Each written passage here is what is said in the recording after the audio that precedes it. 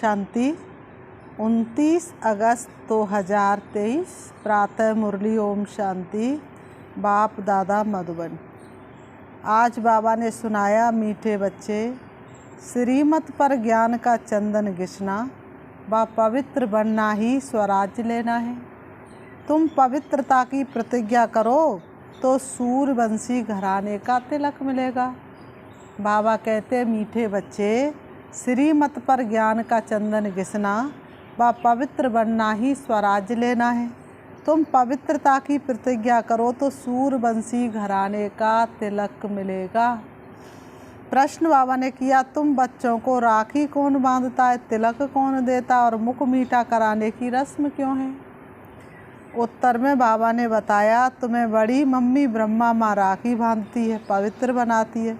जब तुम पवित्र बनने की प्रतिज्ञा कर लेते हो तो बाप स्वराज्य का टीका देते हैं। मुख मीठा कराना अर्थात सर्व वरदान दे देना। बाप ने स्वराज्य के तिलक के साथ साथ सर्व वरदान भी दिए हैं। इसी की रस्म यादगार में चली आई है। गीत है, इधर मोहब्बत उधर जमाना, किधर चले हम किधर चले। ओम शांति। भगवान वाच, अच्छा भगवान का नाम चाहिए, क्योंकि भगवान का एक ही नाम होता है। मनुष्यों के तो अनेक नाम पड़ते हैं। जैसा शरीर धारण करते जाते नाम बदलता जाता है। शरीर तो ज़रूर सबको है और जन्म मरण में भी आते हैं तो अनेक नाम पड़ते हैं। मोहब्बत भी बहुतों से होती है। बाबा कहते मोहब्बत भी बहुतों से होती है। चाचा मामा काका गुरु गुसाई आदि ढेर से मोहब्बत होती है। कितने संबंधी हैं?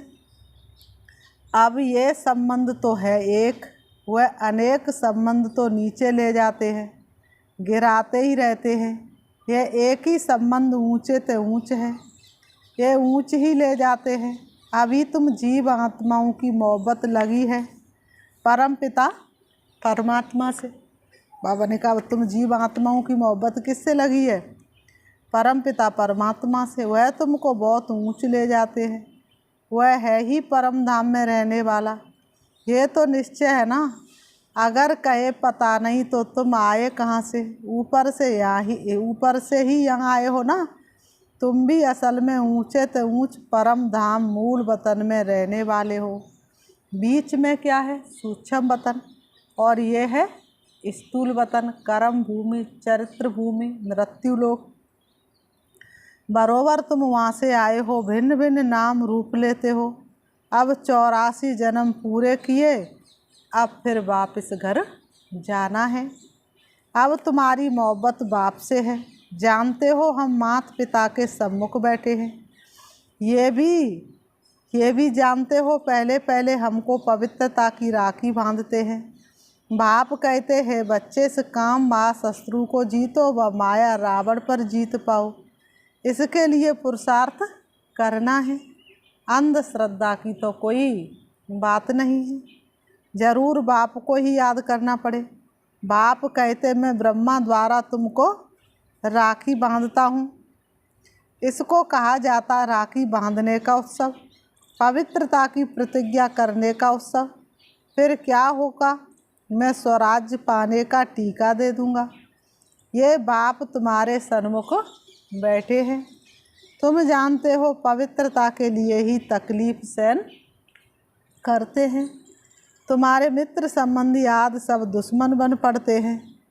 बाप तुम्हें डायरेक्ट कहते हैं, बच्चे पवित्र बनो। बेहद का बाप से बाबा आकर तुमको सच्चा स्वराज्य देते हैं।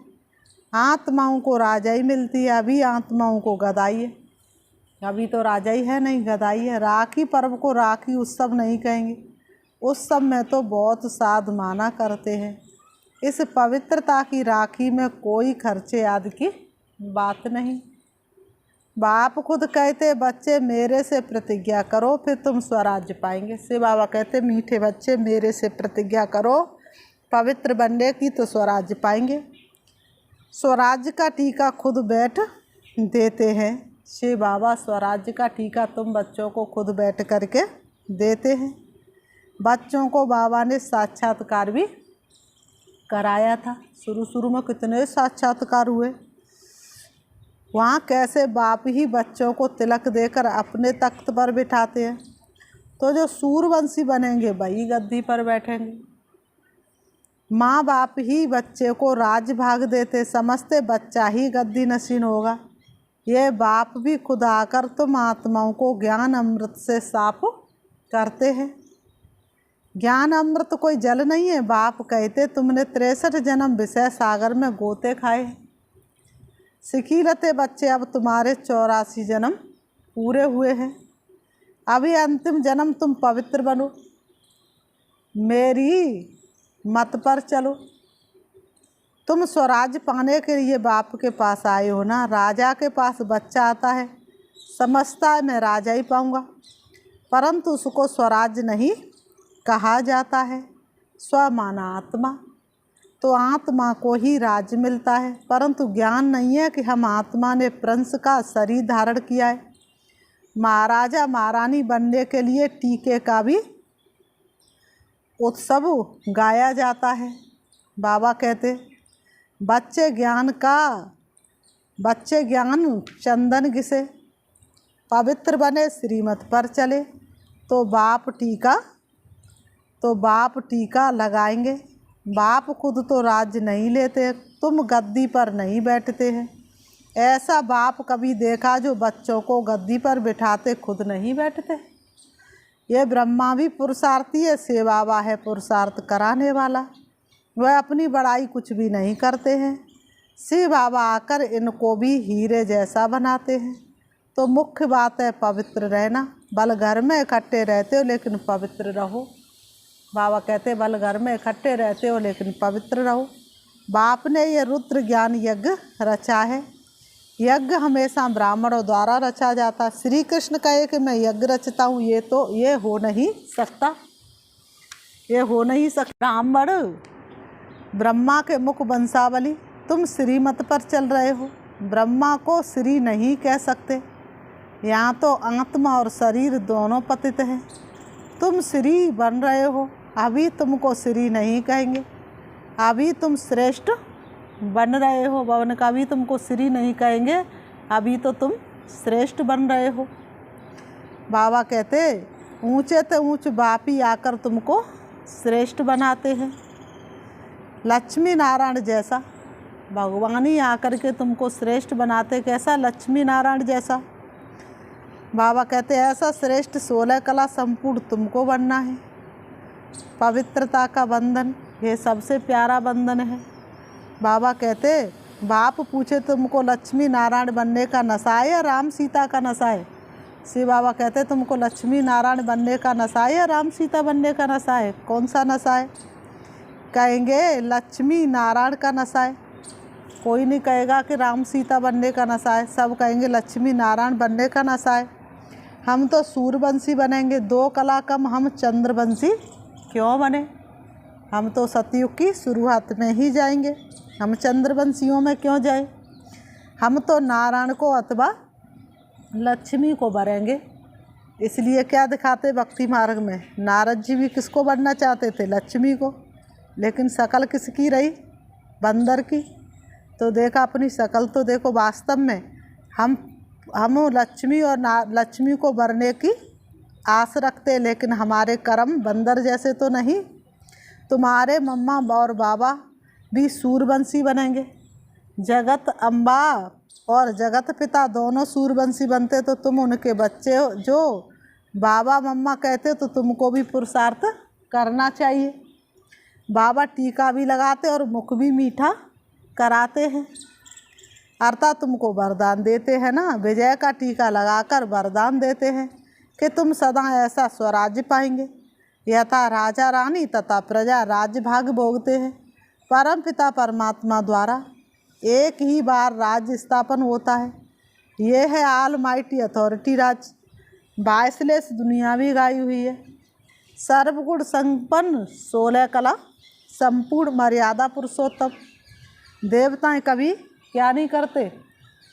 बाबा कहते देवताएं कभी काम कटारी नहीं चलाते हैं, हिंसा नहीं करते हैं। 63 जन्म तो तुम 1-2 पर काम कटारी चलाते आए हो।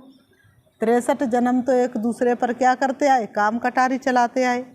अमर लोक में काम कटारी नहीं होती, वहाँ किसी भी प्रकार की हिंसा नहीं होती, ना मारने काटने की और ना काम बेकार की। यहाँ काम कटारी से तुम पतित होते होते तमो प्रधान बन पड़े हो। आत्मा पर जंक लगते लगते लगते पुरकुल काली हो गई।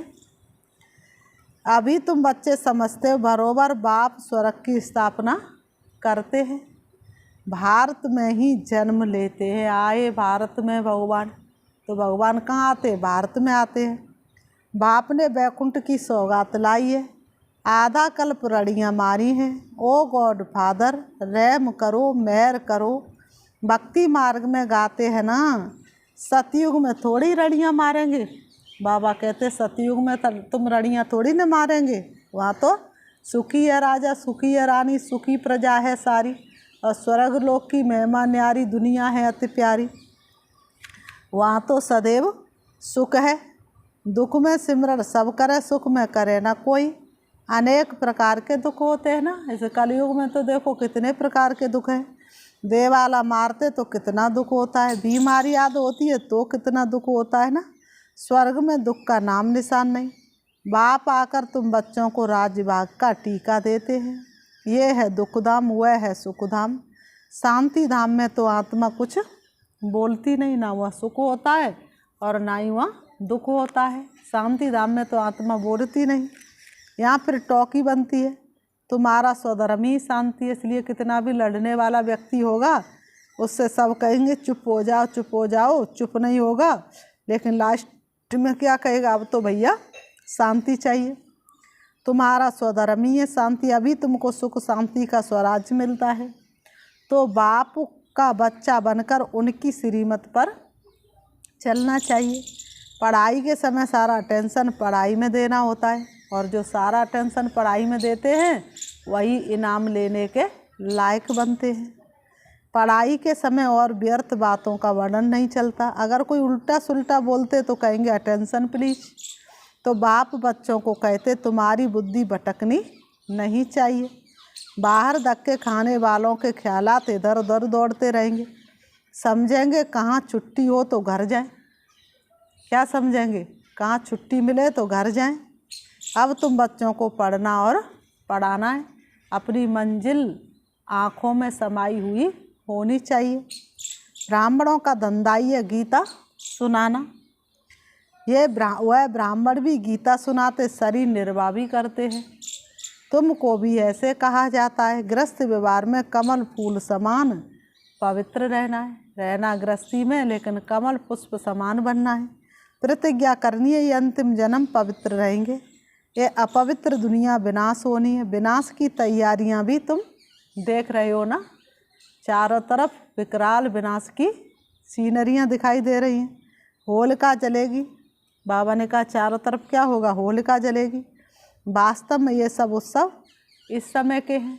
सतयुग त्रेता में तो कोई उत्सव होता ही नहीं। उत्सव सब संगम युग के हैं। संगम पर बाप आकर के सारी कहानियाँ सुनाते हैं। बाप तुमको तिलक देते। तुम्हारी बुद्धि कहती है बाबा हमको सतयुग का विश्व का मालिक बनने के लिए पढ़ाते हैं, अथवा स्वराज्य का तुम तिलक पाते हो। बाप ही तिलक देते हैं। यहाँ तो तुम सन्मुख बैठे हो। बाबा कहते हैं यहाँ तो तुम बाप के सन्मुख बैठे, तुम सामने हमारे, तुम साथों हो हमारे। वो प्राण प्यारे बाबा सदा साथों हमारे। राजबाग हुआ लेंगे जो पवित्र रहेंगे। राखी का महत्व बड़ा भारी है। कहते हैं बहन भाई को टीका लगाकर राखी बांधती है, तो बहनें तुम भाइयों को तिलक लगाएंगी, राखी बांधेंगी और मुख भी मीठा कराएंगी। ये उत्सव कहाँ से शुरू हुआ? संगम युग से, जबकि परमपिता परमात्मा पवित्र रहने की प्रतिज्ञा कराते हैं। शिवरात्रि का भी उत्सव है, फिर राखी का उत्सव, फिर है दशहरा, फिर दीपावली का उत्सव, नवरात्रि का उत्सव। ये सब उत्सव चलते आए हैं। तुमको तो खुशी होती है दशहरा अर्थात विनाश के बाद फिर दीपावली आएगी। घर घर में क्या होगा? घर घर में स्वर्ग होगा, घर घर स्वर्ग बनेगा, पावन होगा प्रति पावन।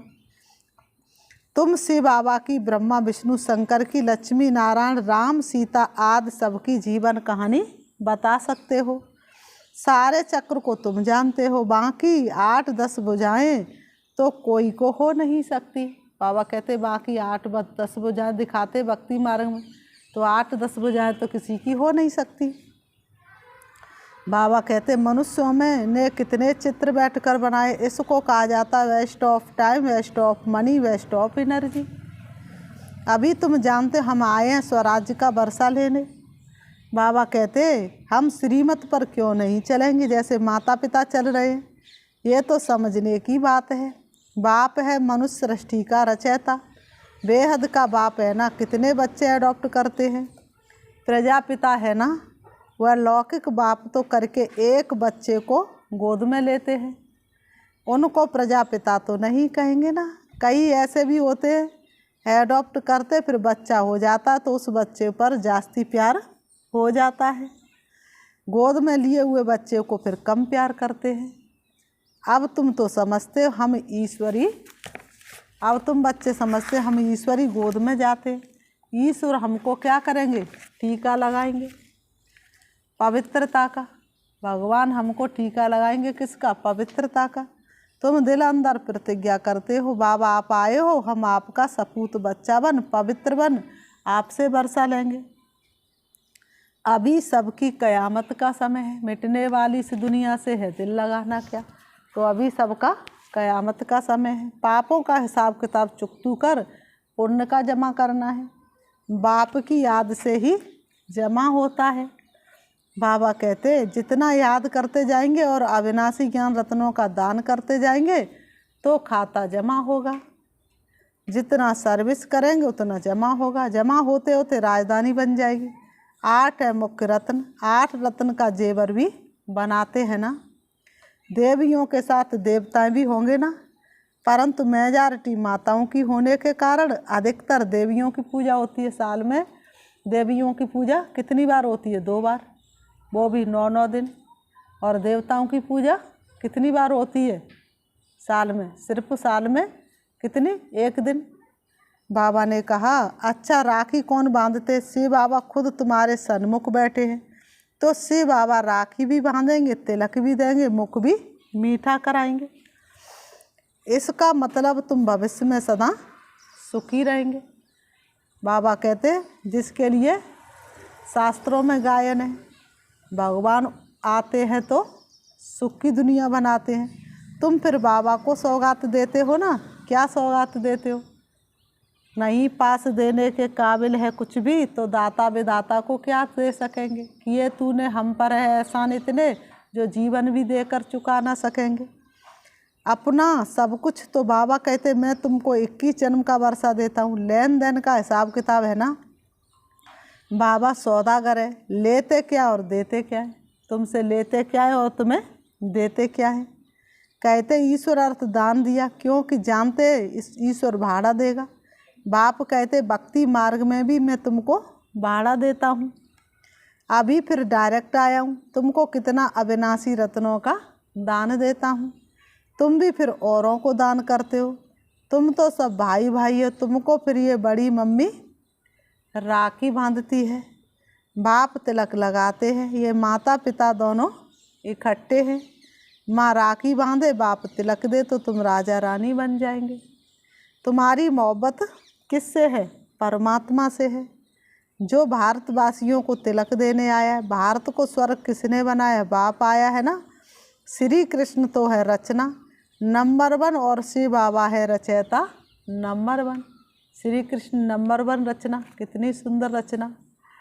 तो तुम बच्चों को क्या होना चाहिए, खुशी का पारा नाखून से चोटी तक रहना चाहिए। तुम बच्चों को खुशी का पारा नाखून से चोटी तक होना चाहिए। खुशी जैसी कोई खुराक नहीं, ये अमृत सभी को पिलाते चलो। खुशी जैसी कोई खुराक नहीं होती। जो सदैव खुश रहते हैं उनके कलह कलेश अपने आप ही समाप्त होना शुरू हो जाते हैं। तो बाबा तुमको कैसा जीवन देते, खुशनुमा जीवन देते हैं। फिर बाबा कहते, अच्छा मीठे मीठे सिकीलते बच्चों प्रति माता पिता बाप दादा का याद प्यार और गुड मॉर्निंग। रूहानी बाप की रूहानी बच्चों को नमस्ते। हम रूहानी बच्चों की रूहानी बाप दादा को याद प्यार और नमस्ते नमस्ते नमस्ते नमस्ते। धारणा के लिए मुख्य सार नंबर 1, दिल की मोहब्बत एक बाप से रखनी है, देहधारियों से नहीं, क्योंकि सर्व संबंधी एक बाप है। विश्व सेवक तुम सरीका कौन है, सर्व संबंधी तेरे संग कौन है। नंबर 2, पढ़ाई के समय अपना फुल अटेंशन पढ़ाई में देना है, व्यर्थ बातों का वर्णन चिंतन नहीं करना है, बुद्धि को भटकाना नहीं है। वरदान, असोच बन बाप की शक्ति मदद के रूप में अनुभव करने वाले चिंता मुक्त भव। असोच बन बाप की शक्ति मदद के रूप में अनुभव करने वाले चिंता मुक्त भव। स्पष्टीकरण है, कई बच्चे सोचते सेवा कैसे बढ़ेगी, अच्छे अच्छे जिज्ञासु पता नहीं कब आएंगे, कब तक सेवा की भाग दौड़ करनी पड़ेगी, लेकिन सोचने से सेवा नहीं बढ़ती। असोच बन बुद्धि को फ्री रखो तो बाप की शक्ति मदद के रूप में अनुभव करेंगे और सेवा की वृद्धि स्वतः होगी। बाबा करावनहार है और करने के निमित्त है। मैं आत्मा हूँ, इसको कहते असोच, अर्थात एक की याद। बाबा कहेंगे इसको क्या कहेंगे, असोच अर्थात एक की याद। उन्हें कोई चिंता हो नहीं सकती, मिला है करण करावनहार, हमको काहे की चिंता। जहाँ शुभ चिंतन है वहाँ कोई चिंता नहीं। स्लोगन बाबा ने दिया, अपनी उपराम स्थिति द्वारा सर्व बातों से किनारा कर लो तो एक बाप के सहारे का अनुभव होगा। अपनी उपराम स्थिति द्वारा सर्व बातों से किनारा कर लो तो एक बाप के सहारे का अनुभव होगा। अच्छा, ओम शांति। अभी हम प्यारे बाबा को याद करते हैं, अपने मन को चारों तरफ से हटाएंगे और देखेंगे अपने आप को, मैं पूज्य आत्मा हूँ, मैं सभी की इष्ट देव आत्मा हूँ, मैं सबसे ऊंचे सिंहासन पर विराजमान हूँ। वास्तव में वैष्णो देवी मेरा ही यादगार है।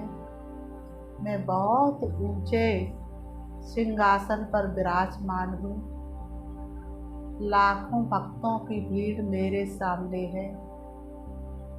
मैं सबको मन इच्छित फल दे रही हूँ। श्री बाबा की शक्तियाँ मुझे भरपूर कर रही है और मैं साकार में भक्तों के सामने प्रत्यक्ष हो रही हूँ।